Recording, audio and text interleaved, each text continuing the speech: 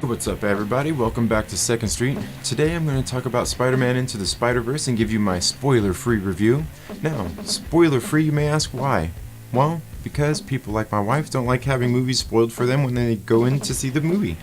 You know, kind of like we all knew that Captain America was going to step in and save the day in Avengers Infinity War. You know exactly what I'm talking about. Now, if you haven't seen this movie already, I'm not sure what you're waiting for. Get out to the theater and see this movie right now. Hit the pause button, go to the theater, watch the movie, get home, hit the pause button, and return right back here. But before you do that, make sure you're subscribed and click the little bell so you get notifications anytime we have uploaded new content. You have to see this movie in the theater. I don't care how great of a home theater system that you have. This movie comes to life with so much action and drama and great comedy. It's just a must-see at the theater. This movie covers all the bases, from a great story, great animation, to a good soundtrack that really make you feel immersed in this world as it comes to life. The animation is amazing as it looks like a comic book that is spilled onto the screen. It pops with so much life as you're walking through the streets of Brooklyn and even in its sewers. You really feel immersed in this world. The action sequences are a sight to behold without all the camera shaking and disorientating feeling that you get from its unanimated counterparts. Now, dare I say this is the best animated film of the year? Yet alone, it is one of the year's best offerings. While this film does have plenty of great action sequences, it wasn't at the expense of a great story. It begins just like every Marvel comic does, with a brief introduction to bring you up to speed before you're swept off into the life of Miles Morales and given a pretty great introduction to this character. I, for one, didn't know a whole lot about this character before the film, other than the fact that he killed Captain America. But this film does a great job of letting you into his life and introducing his loved ones and kind of what he's all about. Now, in case you haven't noticed, screenwriters have gotten better at writing more complex villains lately. They do this by making us feel humility for their characters as we sympathize with their plight to which they justify their evil means.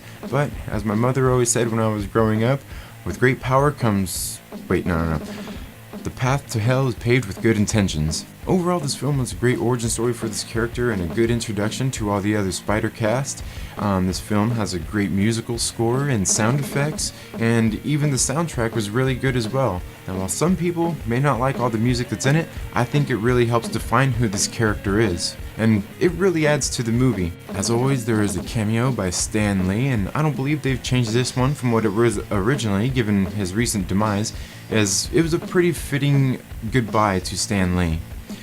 And in case you don't know, as most of these superhero films are these days, at the end you don't want to get up out of your seat. There is a mid-credit scene in which they pay homage to Stan Lee and Steve Ditko, the creators of Spider-Man, and there is also an end credits scene. Now, in this end credits scene, most people may not get all of the references and exactly what's going on here, but let me just tell you that it's pretty entertaining nonetheless, and as we all know, it's going to lead to a sequel. Now, if you don't already know, Spider-Verse was a story arc they did in Marvel Comics in which Spider people from throughout the multiverse came together to battle a common enemy.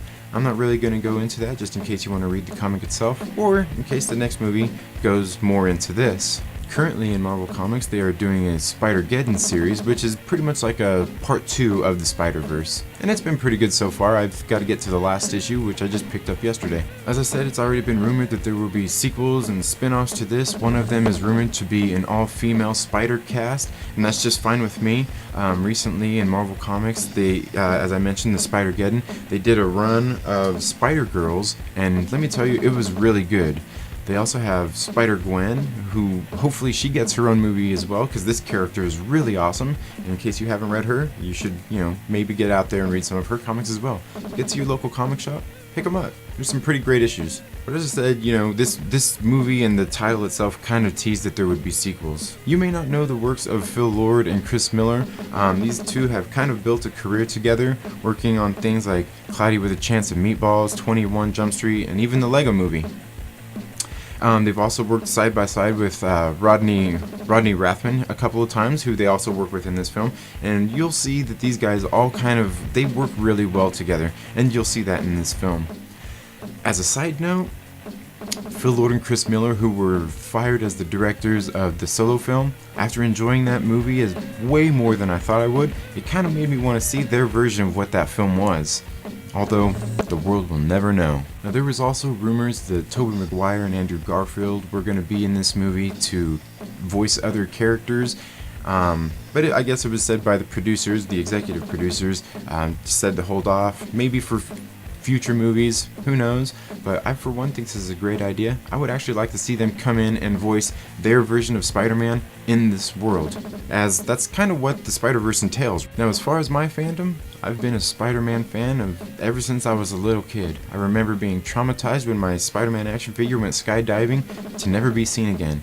I had a small collection of Spider-Man comics, and look, I even got a couple of Peter Porker the Spectacular Spider-Ham as well. And I'm pretty sure when I was a kid I had a few more than that. I'm sure I gained my love of comics from my father, as he enjoyed comics as well. I'm sure this movie will usher in a whole new generation of Spider fans, and probably other kids who will just like superhero movies altogether, so we may see more of these amazing films in the future. That's all I have for today, folks. Thank you all so much for watching. If you haven't already gone out to the theater, make sure you go out and see this movie. You have to see it at the theater. If you've already seen it, make sure you leave your comments down below of what you thought about the movie. After you've seen this movie, come back and make sure you share your thoughts about what you thought about this movie. Let me know if I'm right. I thought this movie was really great. One of the best films of the year. Not just animated, but overall. A really great film. So make sure you get out and see this movie. Thank you all so much for following us here on the 2nd Street Marvel. If you haven't already, please make sure you're subscribed. Click the little bell so you get notifications when we have uploaded new content. And if you like this video, give it a thumbs up. And while you're at it, make sure you invite your friends to come visit us here on 2nd Street. Have a great day.